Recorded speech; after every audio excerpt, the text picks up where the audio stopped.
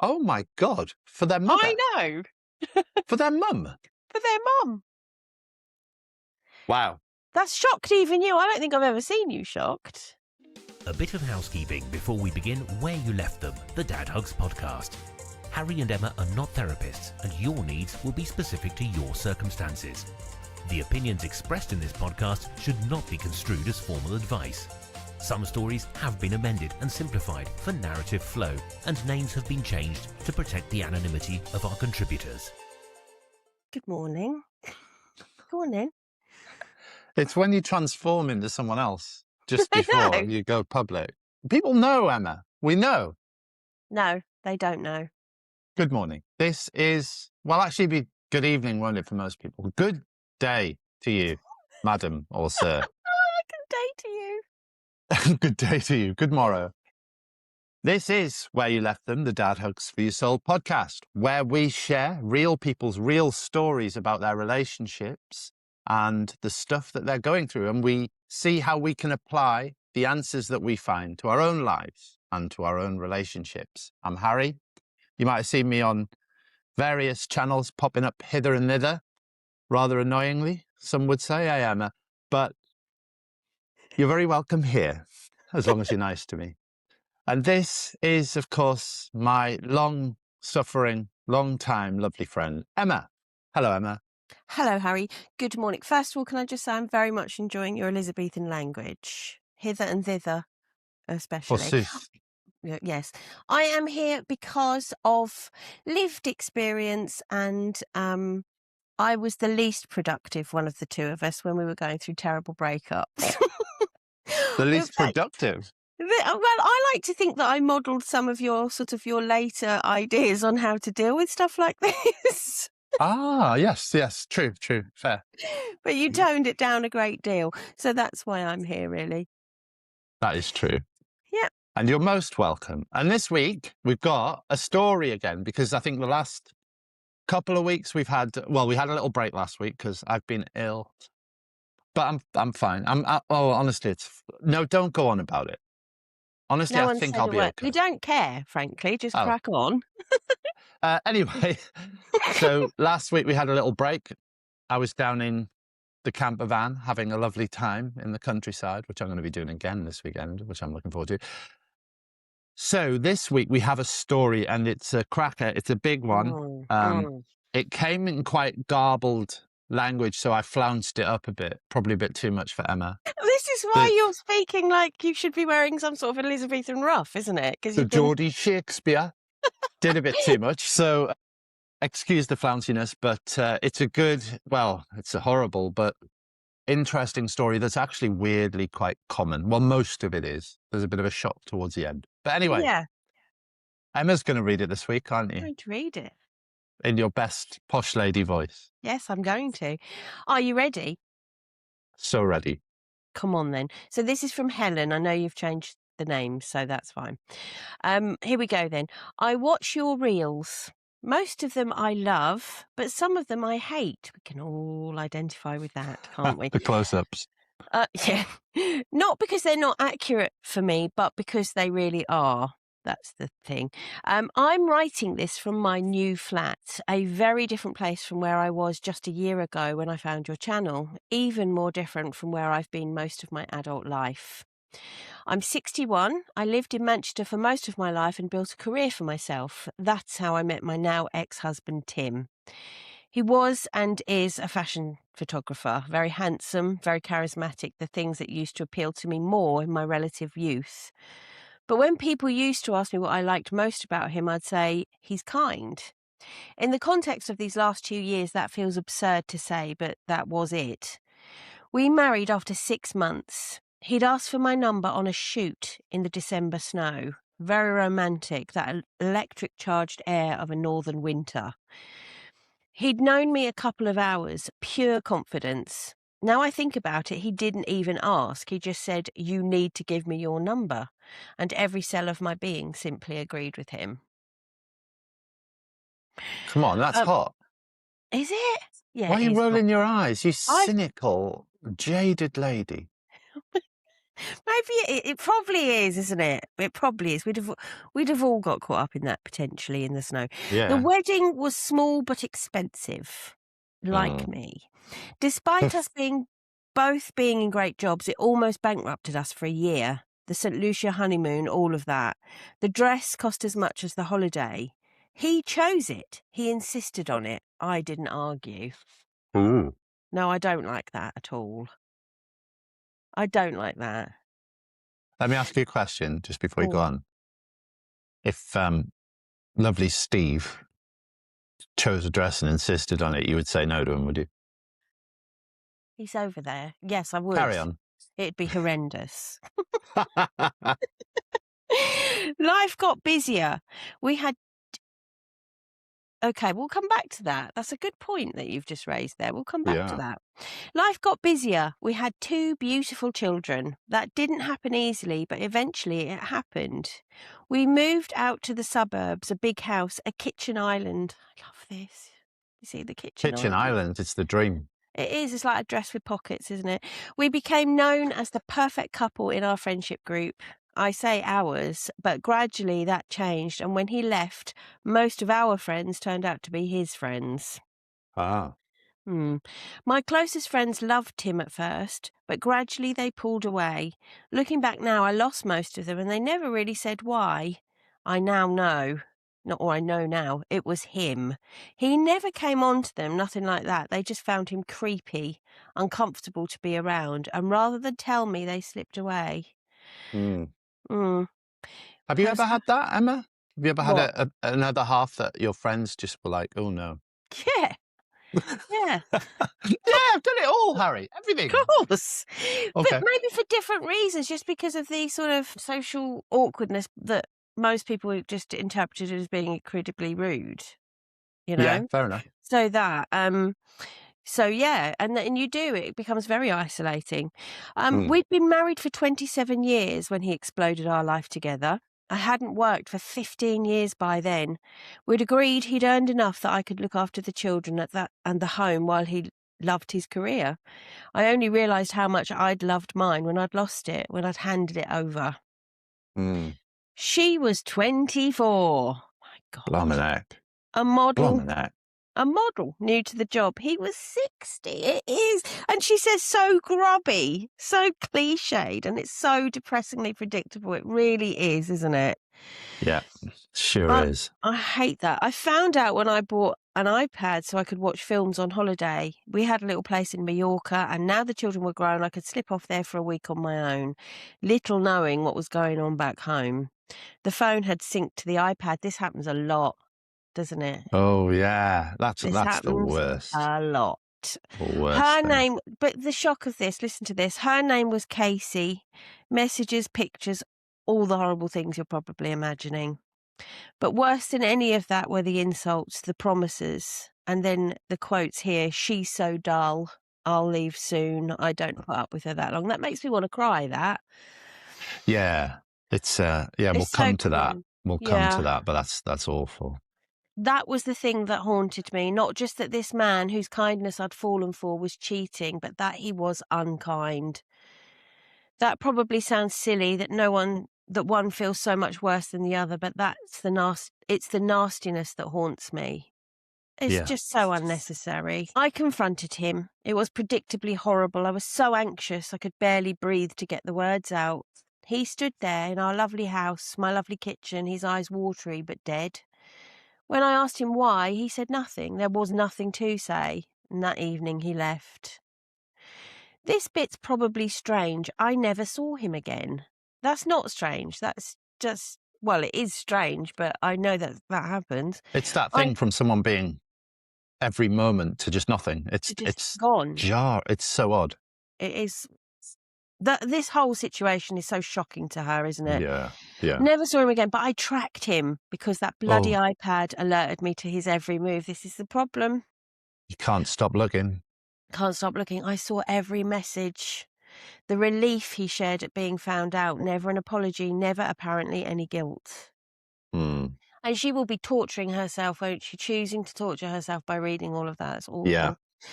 In 2024, after a year apart, I filed for divorce. That's when I learned everything was in his name. Wow. I mean, we're in the middle, aren't we, of dealing with this new Reclaim Pact, dealing with financial experts. Yep. We have this wonderful financial experts who are coming along to do some videos for that pact. And so many people, so many women are finding themselves in this situation. We've had this already a way back in our post, I think. Yeah. So it's really common, and all the beautiful things I thought were mine were not. Almost everything down to the clothes on my back. He'd been very careful to ring fence it all, especially in the later years. Mm. This is hard. I left a home worth over £1 million to start again from scratch. A flat the size of a bedroom in that old house. On a road that makes me afraid to walk down even in daylight. He took it all, and the children seem to have lost respect for me too. They look at me sadly now like a charity case. Oh, there's so much in that paragraph. There's so much. That bit really, when I've read this, and I think I mentioned at the start, it was quite garbled language, and I think that bit was probably hard to write because it was a real mess, and that bit about the kids really threw me, because that's something you don't really think about, is it? Don't expect it. But again, we know this, we won't go into specifics, but we've actually had first-hand experience discussing this with some of the women on the retreat, where you would imagine the children were so supportive, so protective of the mother, but they weren't. They aren't, not always. And, it's really, really sad. And I know that, there's going to be a lot of people saying, oh, well, a lot of people have to live in a flat. Of course we do. Of course they do. Of course, yeah. But the point being that she has been ripped out of security and she's already vulnerable. Wherever she lived, she would feel vulnerable. Yeah. And she feels extra vulnerable. I've made reels about this recently, and it makes me quite angry, because this implication that because she was persuaded, by the sound of it, to retire, this implication that she didn't build the security that she lost is absolutely infuriating. And the saying of "you don't know what you've got till it's gone" is never more accurate than in the way that you live, in your lifestyle, especially if you poured yourself into that. And her efforts in building this life were clearly at least what his were.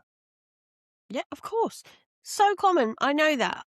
Myself, happened to my best friend. Yeah. I could find you another half a dozen people in half an hour that this has happened to. So it's so common, and the numbers might be different, but the situation is the same. You thought you were secure and you're not all of a sudden. Yeah. So what happened in January 2025 changed everything. A phone call. I was walking home with a friend, an unknown number, and this is what it said. Tim, he's dead. It took my breath away. I'd hated him for months by then, and still I doubled over in the street, winded. The phone still connected in my hand. My friend so worried she was shaking. It was probably a minute, but it felt like 10 before I realised who was speaking. It was her, Casey, hysterical, sobbing. Tim had had a heart attack on the flight back from Spain, and he died almost instantly. Blimey that. Yeah. I've had a year or so to come to terms with it. I drove past our old house last week, parked outside, sat there and cried in the car. But that isn't me now, just a weak moment. I feel stronger most days. I feel changed and better. What I feel for him has shifted so much, from love through hatred to something like sympathy. I don't really need advice. I just wanted to share my story for other women building back from nothing. I work at a coffee shop in my village now, and I don't have much, but I don't need much either. Honestly, when I think back to that big house, I don't see the beautiful things. I see mortgage payments and stress. My life is simple now. It's easier, and I like who I see in the mirror. Grey, a bit tubby, older, but so very much me. Talk about meeting yourself. Wow. It's quite a thing, isn't it? It's, that's everything, isn't it? That's about the whole arc right there. Yeah, it's every single common component that's just awful. Every single bit of it, isn't it? Squirreling the money away, the cheating, the youth of the person he cheated with, the betrayal, the lies, the finding out, the divorce, and the death. I mean, my God, the things people go through, isn't it? The things people go through. And Was there an element there of the phone call when he died? I wonder if there was an element of kind of relief at the end of all the torture, of like, well, Yeah. that is the closure, right? That's the end. So that is an interesting thing, because I was speaking to a friend this morning, actually, Yes. literally 10 minutes ago, she split up with her husband, or her husband walked out 27 years ago, almost to the day, Oh, wow. for Okay. someone else. Yeah. And she found out last week that the person he left her for has done the same to him. And she's really surprised, because 27 years have passed and it's brought everything back up. Yeah, of course. So I thought that was a really interesting thing. And so do you feel that in this case with Helen, his death will bring it all back up, but you've just sort of said it will round it out. It will give her closure. I think it does both. It's really difficult. When somebody dies, we sanctify them. Yeah. No one ever stands up at someone's funeral, or very rarely, unless it's Emmerdale or something, stands up and says, oh, they were a terrible shit. They were an awful person. Yeah, they were a cheating git. I hate them. No one says that. Everyone's like, lovely person, sad to see them go and all of that. Yeah. And that then layers this kind of sanctity on the memory of people when they die. And I think this happened for me both ways with both parents, actually. So my mother, when she died, I over-sanctified her memory, and my sister's much more pragmatic than me. You've met Sally. And she has a very clear, still a very positive, loving view of my mother, but much less sanctified than mine of, oh, she was perfect. Of course she wasn't. And when my dad died, and I didn't like my dad, there was a temptation to go the other way. So I was just terrible, just a terrible person. Yeah. So death, the removal of someone from the world, from your world, but from the whole world, knowing that they're not doing anything, that they're not living any kind of life, leads you to sort of almost reconstruct a narrative around who that person was. And it's very easy, especially for people who've been cheated on for years, emotionally abused for years, and then financially abused, like this person, Helen. It's very easy to go, well, maybe he wasn't that bad. Why? Because he's died. That's just not the case, Yeah. She's now sort of suggested she feels something like sympathy towards him. I want that will probably fade, I think, with the fullness of time. And I think there's more in this than the betrayal. There's the deliberate financial isolation, the deliberate cruelty of that. And I think, I said in a reel yesterday, I think it was yesterday or the day before, that to deliberately financially isolate someone whilst building a life with them, and then to pull the rug out from under them, isn't leaving someone. That's stealing someone's life and then charging them for that life, while you go off unscathed. He, in his head, Tim was going off to live his life, going on holiday to Mallorca with his new 24-year-old woman with no consequences. I know. That's what his plan was. And the fact that he's died doesn't make that any less cruel. No. But yeah, it's horrendous. I think it's so sad. So I think I'd like to go back and sort of look at this in chunks then, because I think there's clues as to how this could have happened as we sort of go through. And you sort of pulled me up, because I me, I react really quickly and I need to reflect. So early on, there was the line about how he sort of basically told her she would give him his number, and then she was like, oh, okay. And you're right, it is. It's hot, it's dramatic, it's sort of sexy and romantic and fabulous. So I would 100% have gone, okay, and handed it. Of course I would. And then when they got married and he chose the dress, and I was like, woof, woof. And you pulled me up quite rightly. Well, come on, if Steve had done that, I would see that as a beautiful, loving, being invested kind of gesture, probably. I'd like to think I would push back, but would I, or would I not go, oh, this man loves me so much, he knows me so well, so and no that is judgment. it's such a relevant point, this, right? Because it goes all the way back to the, well, why didn't she leave thing. It goes all the way back to that. It's context is everything. Emotional context is even more, because it's a reductive point. But if someone who you're really invested in is doing those things for you, someone that you are genuinely sort of deeply enmeshed with, then you accepting that is a very different thing to you accepting that from someone who you're not. And Yeah. it's hard to pull back from that. It's hard to step back and remove yourself emotionally. Mm. Well, it's that trust thing, isn't it? And I think that little, it's not little, but that sort of little encapsulation of he chose the dress and she accepted it, that is I think the whole element of this encapsulated there. That's the trust and the belief that they were a unit, a together, a thing. So why on earth wouldn't she trust him to sort the Yeah. house out and all of that? There's this building of a life together. The unwritten thing here is that they struggled to have children, but eventually had children. Yeah. And she is Yeah. going to want to, or they are going to be so. Children are always precious, but there is an extra element of, we've worked really, really hard to get them. You want to be there for them. You want to not be putting them in childcare, I imagine. And this is sort of the unwritten thing in there as well. They had the means for her to do it. At no point, why would she have thought that it was sort of premeditated and that he was, That's the thing, isn't it? There are people who, and the point of this is investment, emotional investment. There are people who will say, right, I've met the love of my life. I'll never leave this person. And of course, we're all like that when we fall madly in love with someone at the beginning. Hmm. But as you get older and more cynical, more realistic, if we're honest, because realistically, an awful lot of these marriages do end, especially the ones where you're boom at the start. When you get to that point, you have to apply protection to yourself, practical things. So I think it's reductive to sort of look at the things in isolation and say, you should have seen it coming. How the hell could you see that coming? course you Nobody couldn't. could see that coming. Of course you couldn't. It Yeah. was a beautiful, romantic, almost something out of a film kind of scenario for her, wasn't it?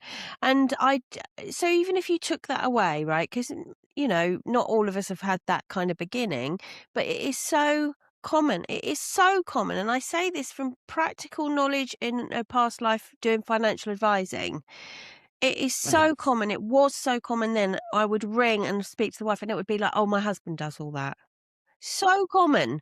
And, I used to think, oh, you really do need to do that yourself. And yet it still happened in my case. So there Yeah. is, because I feel like we give our all and to our family. It seems like a family, right?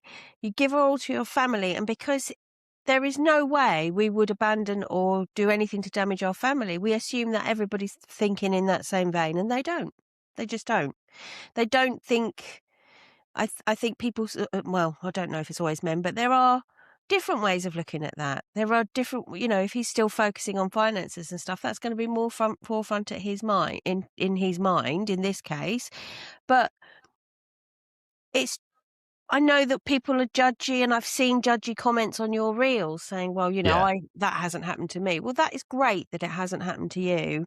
But I would wager that for every woman who has been guarded and has built things equally, there are a dozen or more that have just assumed we're all working to the millions. same agenda.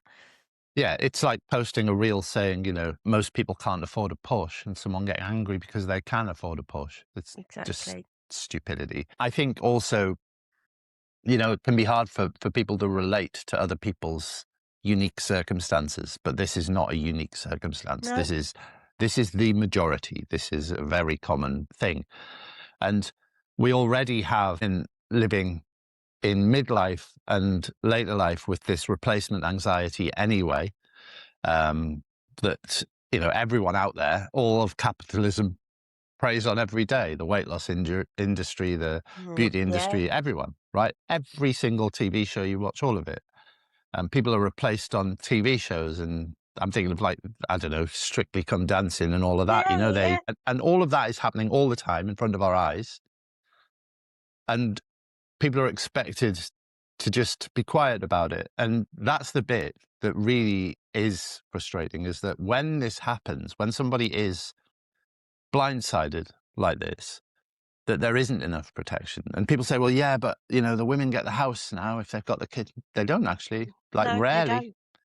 don't. No. And yeah, so it's this is a big component of the new pack anyway, because it's about rebuilding identity. When finding yourself in circumstances in midlife and late life that you weren't expecting to find yourself in as a woman, it's about giving you this huge resource to establish where you are and to reclaim who you actually are. And I think the financial component of that is really interesting and underserved. And I think these things are often, well, you have experience of this, I think these things are often overlooked through very old, very traditional mindsets of, oh yeah, he's really good with the money. I'm the organized one at home, but he's really good with the money. Yeah. And it's like, is he good with the money? Yeah. Does he know how much a pint of milk is? Is he that good with the money, or is he just good with the money that he can hide? And there's a lot of that. And also, I think there is an element when we go through a divorce or a breakdown of a long-term relationship or whatever it may be. The temptation to go, I just can't deal with that. I just can't deal with that at the moment. I'm just trying to deal with the sort of the explosion of me as an individual. You want that side to go away, and that is such a vulnerable time. I've done it. My sister's done it. My friend's done it. You just sign because you just want it to go away. And then a year, 2 years down the line, you're like, why the hell did I do that? Why did I do that? When reality kicks in, when you're sorted, when you're fine, but there's not enough money at the end of the month, and you know for a fact that that you've walked away from what you by law you could have claimed, it's a real bitter pill to swallow.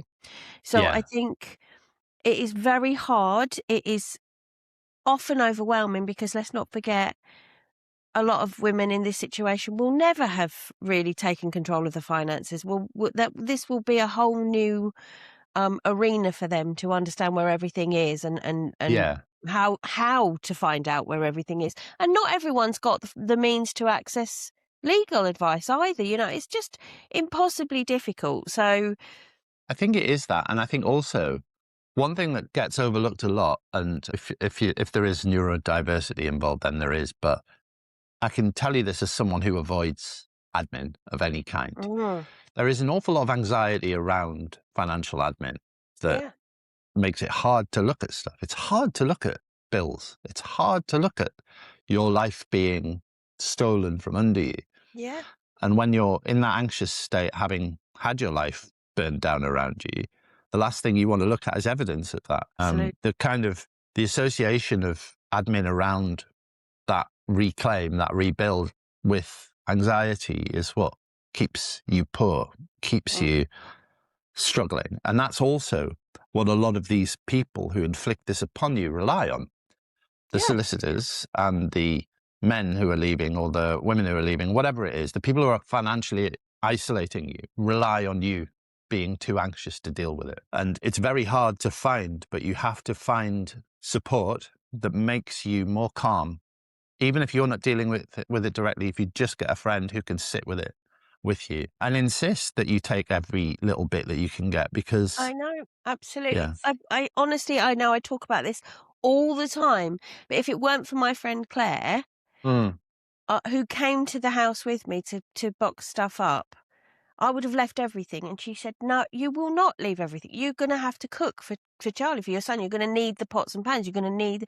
At that level, I swear, it was too much. It was too much for me to be in my family home that I didn't want to leave but was having to leave, and to take all of the things that would have reminded me of it. I'd have just walked away from all of it. And it was just her saying, no, you will not do that, and being there, physically putting stuff in the boxes. This isn't a time for pride. That's what I would say to you. This is not a time for pride. Lay it all out on the table to a friend, lay it all out, and they will want to fight for you. Oh, yeah, absolutely. You know, they will want to Absolutely. fight for you because they can see clearly what you can't at the moment, and they, you know, so that would be my advice. If you Yeah, can't, absolutely. you know, it's hard. It's so hard. I feel desperately sad about this. And again, I want to reiterate because we get very cross with people who've got a bit of money. But we don't like that. That's not okay these days. Forget the numbers in this situation. Forget the fact that this was, you know, a big house and all that kind of stuff. The fact is, this woman has been, as you said, her life has been stolen from her. Her Yeah. lifestyle, the things she's comfortable with, her comfort, her security has gone. Whether that is in I don't know, a one-bedroom flat or a six-bedroomed house, it doesn't matter. It's the same feeling. And being put into a new life where you are literally by yourself, wherever that is, you feel vulnerable. You do. So please, can we cut her some slack for the fact that maybe she's more well off than most of us, you know, or And was more well off. also she bloody worked to be that well Of off course as she well. did. And Yeah. there's a moment, isn't there, where that decision to stop working, you know, that takes some persuasion. That takes some belief that you're okay, that you're secure, that you're Yes. stable, you're going to be all right. And then to find out that there's duplicity behind that too. I mean, maybe at the time there wasn't, you know, I No. can understand that circumstances change and people meet people, but even in the later moments, to leave someone without any support is a cruel thing. It's a cruel, unnecessary Mm, thing. I agree. And, you know, again, I want to stress that that is not how things ended up with me. And I think we were slightly less extreme than this. You know, I can't Yeah. keep saying that. You But didn't have a kitchen island. we didn't. Rubbish. Terrible, really. I don't have one now. Do you not? Anyway, it's fine. There's a couple more things. So you know, this is a huge and very important subject, but there's a couple of smaller things in here I wanted to just talk to you about as well, just Yes. by the by. One of them was how her mates knew he was a bit creepy. Because Yeah. weirdly, I was having this conversation with someone yesterday as well, and we couldn't work it out. He was saying, is a chap I know, he was saying, how is it that we just know when someone's a bit creepy? Yeah. Because he says, I'll be with my girlfriends in a bar or whatever, and you just see the guy coming from across the room and you pick your drinks up, nope, and you move. And how do we know this? I think it's a weird thing, right? I think there's, I always used to talk when I was on all the dating apps, you know, being the terrible version of me. Brilliant. But anyway, when I was doing all of that, there was a version of confidence that I'd never met before in the real world. I always met people in the real world very easily. I'm confident. I talk to people. And that was always my kind of edge, right? That always meant that I met lovely people for dating, but in all of life, I met really lovely friends because I had the confidence to approach people and talk to them. And there's kind of this secondary confidence that became accessible to people who didn't really have it via dating apps, because you can be whoever you want and you can pretend to be super confident, all of that. And I think there's then a layer of that just underneath, which is the person who hasn't been told no enough.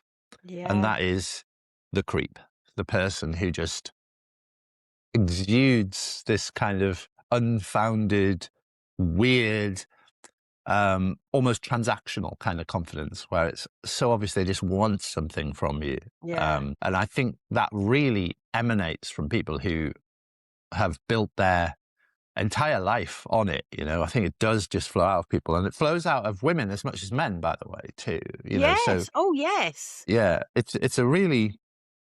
an unsettling thing when you meet those people, and it's unsettling as well for straight people of the same sex. So men can spot a creep who's a Yes. man a mile away. Yes. So, you know, you'll have been out with Steve or something, and someone will say something, and Steve will take a bit of a dislike or feel a bit uncomfortable around that person. Yes. He's met me, right? So, Yes. and so, He loves you. but that kind of, it does project quite strongly, I think, Yeah. that kind of creep signal. It's a very odd thing, isn't it? And we just have this. Do you think those people know they're doing it? Yeah, absolutely. But they Yeah. get away with it you know. I think it's not a lack of recognition of what they do. It's a lack of accountability for what they do. And I think, I've had this conversation before, I think on the podcast, where I talked about the avoidant person that I dated who sat down with me and said, I know what I am. I know what I'm doing. And I know that I'm sort of leading you on and then pushing you away, and it's going to be horrible for you, and that I'm going to really ruin you and all. I know I'm doing that. It's a similar thing, they know that they're aware of it, but Yeah. they're not really doing anything about stopping it. I saw a reel yesterday. It was one that had been stitched, admittedly, and I don't know. I can't remember the person that had made it. But he was obviously in his car, right? Because they are, aren't they? Yeah. And Spinning a vape? Did he have a vape? Don't think he had a vape. But he was doing a lot of pointing, a lot of this. It was about don't take no for an answer. Wow. I know, and I'm just like, what now? But Please it was take no for an answer. So, and he was a dating coach. This man. Oh yeah, yeah. So if someone says no to me, I say, whoa, wait a minute. Why wouldn't you want me? Why would? And I'm just like, oh God, please don't anybody be taking this man's. So it's yeah, terrifying, it's just incredible, isn't it? So if we have time, I'd like to move on because we were going to do some dating red flags. Always time for you, Emma. We might do that at the end. So let's wrap this up then, because we can do that. But I've got one more thing that I want to say on this one. Yeah. That the thing that she mentioned near the beginning and was most hurt by was the fact that he became unkind. Yeah. Isn't that interesting? Because the biggest thing she was drawn to was his kindness. And then he became unkind, deliberately cruel. And isn't it that shift in your perception of someone based on their behavior that hurts the most? It's that horrendous. thing of, I thought you were loved. Like that has happened to me so many times because of my type, right? Adorable and cruel. So I would say, oh, but I thought you were so sweet. You were so lovely to me. Like you were so into me and so affable and gentle, and you're this cruel. Like it's weird. This is a total shift in my perception of you. And that's exactly what she's mentioned. I just wanted to mention that because that is so right, isn't it? And it is that one facet of betrayal, and the betrayal of the unkindness was more hard hitting for her than the betrayal of the actual physical thing. And it is that thought, I think, that you just go, it's almost like everything that's gone behind you, all of your memories have just fall to the floor. Yeah, and all those little insults that she kept seeing coming in on the iPad. What I would say as well is if you've been in that situation and you've seen that stuff, that is a construct. That's not real, that part. So it's very easy to think, oh, he hates me. Oh, he thinks I'm fat or lazy or stupid or boring. He doesn't. He just has to project that. He has to project that to the new younger person because he has to say, well, I'm distancing myself from this. This isn't me. This isn't my relationship. Yeah. This person has wronged me by being boring and dull and fat and lazy. So I'm going to say that they are. And then the new person has to be young and naive to fall for that. You have to be a bit, or just a bit dumb. Do you want to hear the most cruel example of this I've ever heard? And this was a friend and neighbour. It's horrendous. Oh, go on. So bless her heart, the way she found out her husband had been cheating on somebody, and it was again the same cliche. As a young woman at work who worked in a bank, was she found a birthday card that she had sent to her husband. And him and this woman had written all sorts of shit all over it. Oh, sorry, excuse me.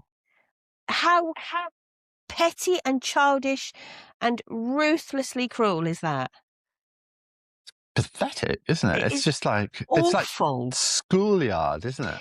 I'm going to say, if you're going to have an affair, own it. Own that you are acting appallingly and leave your partner out of it. It's not their problem. It's not their fault. It's your decision, your choice, always your choice, nothing to do with them. The bigger the gap between who you want to be and who you really are, the bigger the narrative bridge you have to construct to cross that gap. So if you are very uncomfortable with your own behavior compared to who you want to be, the person you wish you were ethically and morally, you will have to build a very big narrative for yourself to get across it. And that will be writing in birthday cards. That'll be insulting your ex. And it is and that's why when people are cruel to you or people cheat on you, that's why it is provably a reflection of them and their own thoughts about themselves, their own issues, than it is about you, because they're having to construct this narrative. They have to give themselves a reason to make those awful decisions. Yes. And that's what they're doing. Yeah, absolutely. We hope you're enjoying the stories on Where You Left Them, the Dad Hugs podcast. But how's your emotional health? At Dad Hugs, we help thousands of people to solve their emotional challenges now and lead more fulfilling lives in their future relationships. Check out the No Contact Pack. It's brutal, but it works, and it'll help you break the cycle and rebuild after a relationship breakdown. Or the Healing Anxious Attachment Pack, a deep reset for anxious attachers which will help you calm the fear of abandonment, stop the spiral of overthinking, and feel secure in yourself. Find our packs and see what hundreds of other happy users have said at dadhugsforyoursoul.com/packs. Right then, Harry. So I know this isn't strictly in any way related to the awful story we've just read, but we were unable to record last week, and we have, myself and some of the women from the retreat, had a lovely discussion, and we gathered together some of our dating red flags, and I thought that we could have a little talk about them. I thought I was about to be ambushed when you said that, but yes. They're all coming on. No, they're not. It's just Hello, me. everyone. Big love to all of them, and they'll recognise their red flags. Hello, squad. Look, I'm being cool. Hello, squad. Never do that again. Never. No. Oh. Okay. I have to take my glasses off so I can't see you. Right, So I'm only joking. So here we go. Here's some red flags, dating red flags. So we're talking about, we're on the dating apps here, right? Okay, so that's, Speak you're going to have yourself. to have a little bit of I'm not now, but we have been. Yes. You have to have a little bit of steel about you, maybe some armour. I don't know. Oh, but I am on a dating app. Someone messaged me yesterday and sent me the profile. It's quite good getting false profiles made of you all the time. I look lovely. It's really nice. Oh, did you? Someone's made a profile of you, have they? Yeah, I get a few of those. It's nice. How bizarre. What's going to happen when that person actually meets whoever it is in real life? I don't know, but I could join and choose myself, go on a date. That's crazy. Who's got time for this? Why are they doing this? The admin I've got alone. a to-do list as long as my arm. I have no time for this. I envy these people. Anyway, so here we go. You've grown up, Emma. You've grown up. It's good. Oh, have I? Okay, good. Right.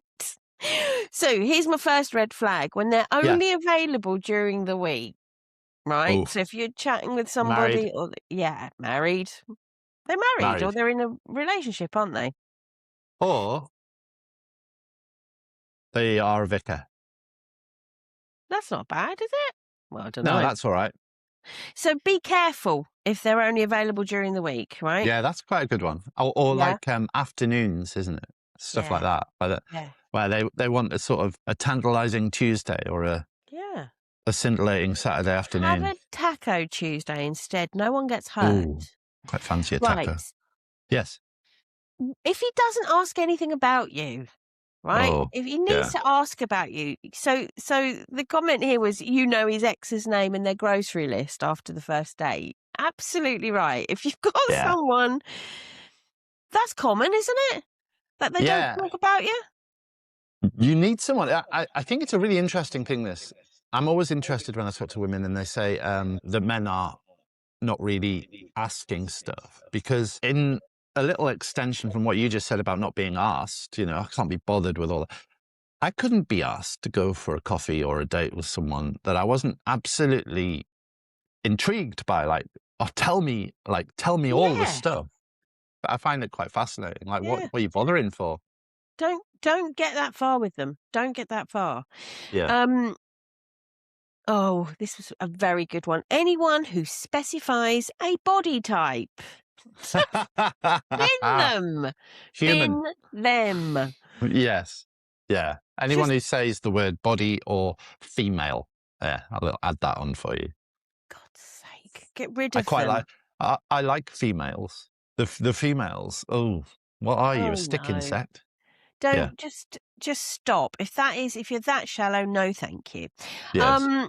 Anyone who's still living with their ex. Oof. Yeah, That's tricky. So we know that people are in financially difficult situations and they break up and there's time where you have to still be with them. Are they really ready to be dating? Probably not. I don't know. I think there's some elements of that could be harsh, but I think mostly that's a pretty solid one, yeah. Okay. Oh, this was such a good one. Yes. Right. Anyone asking for specific practices during dinner?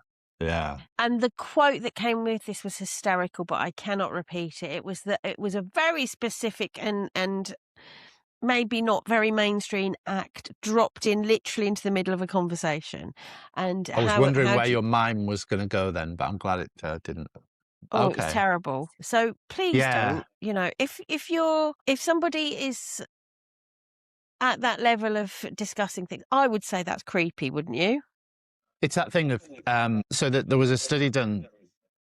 God, I don't know when, about 10 years ago, where they talked about specificity in sexual practice, and the more perverted you become, if you are someone who really, really gets into, say, pornography or something like that, the more specific your likes become. And so specificity is absolutely, this is a spot on red flag, because being that specific about something means that person is going to be obsessed with it. And probably not your person. No, she's. We don't know what it is, but Emma's face tells us it's not kissing you on the neck. It's not anyway. That. It's not that. It's not that. I had to look it up on Urban Dictionary. Oh, wow. Amazing. Lucky Steve. Lucky Steve. He had to look it up too. Oh, good. And we were both like, no, that's not for us. Right. His relationship with his mum. Now, this was a really interesting one, because this went two ways. There were people who were really horrible to their mum, and then there were people that were a little bit too close for their mum. Yeah. And had bought extremely weird gifts for their mum, let me say that. And I'm going to say gifts that require batteries. Oh, my God. For their mother? I know. For their mum? For their mum. Wow. That's shocked even you. I don't think I've ever seen you shocked.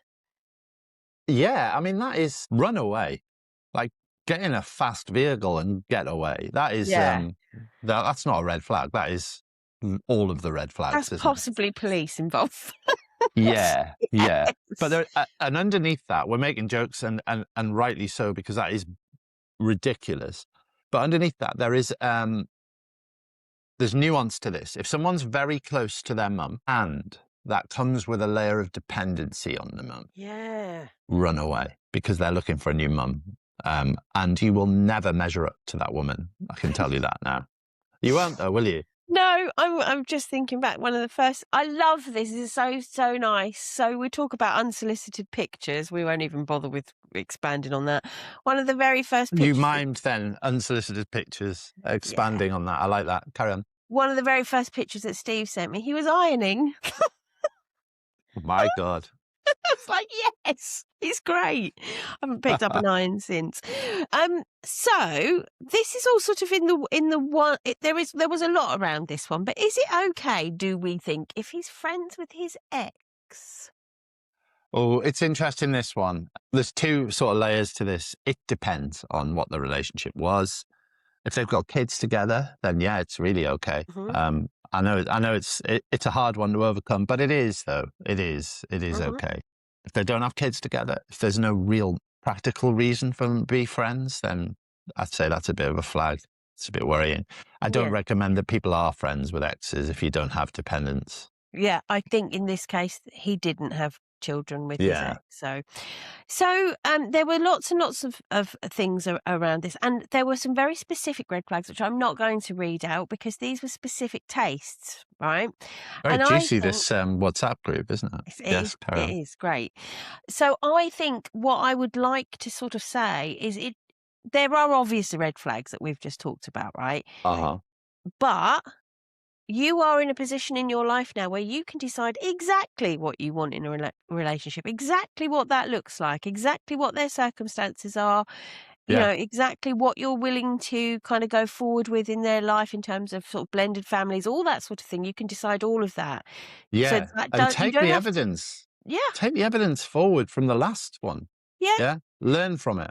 But you don't have to justify why it's a no for you. You don't have to justify it. If it's Oh, a no no. for you, it's a no for you. And if that means your pool of people is very small, it's fine because We you've got to had this start. conversation yesterday. I made you enforce a boundary. Yes. Well, I did it and you Yeah. watched. And on top of that, someone messaged me that afternoon and said to me, this person that I've been casually dating wants me to go on holiday with them and I don't want to go. What do I say? And I said, well, guess what you say. You say, Yeah. no, I don't want to go. And they said, yeah, but what about when he says, but why? Well, you don't owe him that bit. You just say, I don't want to. No, And thank if they you. say why, and then they push it, then you know that's not someone you want to be casually dating, right? Yeah. Oh, that makes me feel I feel uncomfortable on behalf of that person. You know I do. You know I'd have gone on the holiday, don't you? Stand on business. Don't end up in Marbella on a beach somewhere with someone you don't like.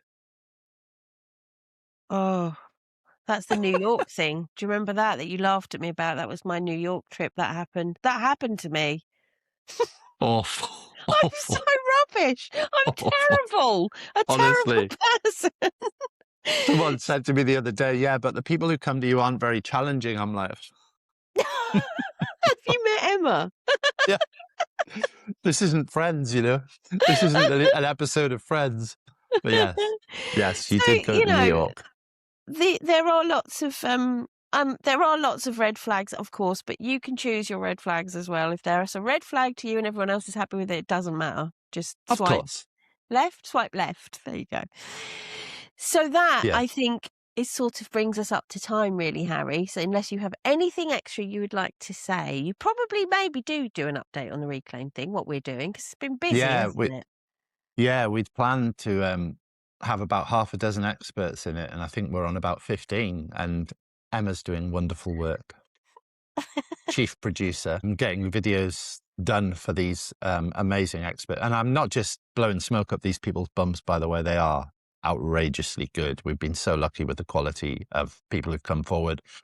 And the eagerness as well, the willingness to be involved in something, you know, from some bloke on the internet. It's really heartening. And also, I'll add to that, the bloke bit is significant, and I don't take it for granted. I know I'm a man in a woman's space, and when you reach out to people who are experts in menopause and hormones and issues that are specifically directly female, you know, it's a real privilege when someone comes back and says, yeah, I'll do that with you. That feels pretty special, and I feel very lucky. And I think we've got some incredible stuff coming in that pack. It surpasses anything we've ever done, and I'm very proud of it. And it's coming on the 30th of June. And on the back of that will come the membership, but we're going to get to that much later because this pack is now becoming its own huge beast. And I'm recording more videos for it today. So yeah, it's on track, dare I say. So we're very excited for that. So keep an eye out for that. And that's specifically for if you're a woman in coming out of a breakup, or not even coming out of a breakup, just finding yourself in a place in midlife or late life that you weren't expecting to find yourself in, where you feel a bit cast adrift, a bit lost, where you might need some support around hormonal change. You might need some support around financial change. You might need support around a breakup, wherever. But there will be at least a dozen days of the 30 days that will meet you exactly where you are. And there is going to be a lovely toolkit in there, which is going to include a practical toolkit, which is something we haven't done before. So we're going to have, we have these incredible financial advisors who are going to be in the toolkit as well, to begin the process of helping you with that. And we are not gatekeeping these experts. We're going to link off to them. We're going to send you to them, because there's so much bullshit about people pretending that they want to support each other on social media and then not supporting each other. And we don't play that. So yeah, it's going to be a lovely open pack for people who really want proper support. And I'll stop yakking on about it now. No, that's fine. And I would say, from sort of sitting and listening and like you say, doing sort of producing the little talking heads videos, it's such a privilege to listen to the experience that is going to come through that pack to people. But without exception, the women that I've spoken to so far, the experts that I've been lucky enough to speak to so far, their whole passion and purpose and drive is to help people that are in a situation where they may well have been themselves, Yeah. or where they have an awful lot of experience of seeing women, and the passion to get to as many people as they can to just help them is palpable and wonderful. So it's a lovely thing. Yeah. And that's it now. And I'm not saying any more nice things to you because you've used Thank up you very your much. quota. Do you like my shirt? I'll tell you why I asked. I think it's a lovely colour, very good for your blue eyes, I imagine. I can't really see. My sister, you'll like this. My sister went on Claude and said, "This is my brother. He's a funny shape. He has a funny pallor and a very long head. How should I dress him?" And Claude asked for photos, so she put photos in, and she built a Harry Dress Me doll and chose all of these clothes. And I now have, she even sent me outfits. So I've got like 3 outfits that I've been dressed by AI and Sally. It's the best thing I've ever had. I've been dressed by... I've said it before. I've been I dressed love by that woman. bullying AI and Sally. Sally is Terrific. quite literally my god. Yeah. I adore the woman. Adore her. It's very entertaining for everyone else. Did you have those cut? Has she cut them out? You might not remember these, but we used to have like paper cut out dolls. I've got one in the garage that my ex-wife made for me. A Harry Dress Me doll. Where you press the things, the paper behind. Yeah. Oh my god, this is beautiful. Oh, I love that. Sally, please, could you ask Sally if she'll marry me again? Ask her again. One. I'll wear her down eventually. Yeah. Right, okay. So I think, my love, we should go now because I've got to go. I'm wearing gym gear, Harry. Oh, look at you. Are we going to talk about that? Emma's in a fitness, what's the word? Frenzy. Phase. Phase. Yes. The first time I went, the quote from the first time I went, the lovely, beautiful young trainer with her lovely swinging ponytail and buttocks you could stand a pint on, all of that. Her quote was, "You seem to be pedaling backwards." Fantastic. At least you were pedaling. I was pedaling. Well, yes, that's the best you're going to get, love. Leave me be. Yeah. And you're using your hands. Yes. Well, right. I better say goodbye then. Yes. If you're wondering where your ex is and what they're up to, they're exactly where you left them, and they're doing exactly what they were doing. Big hug.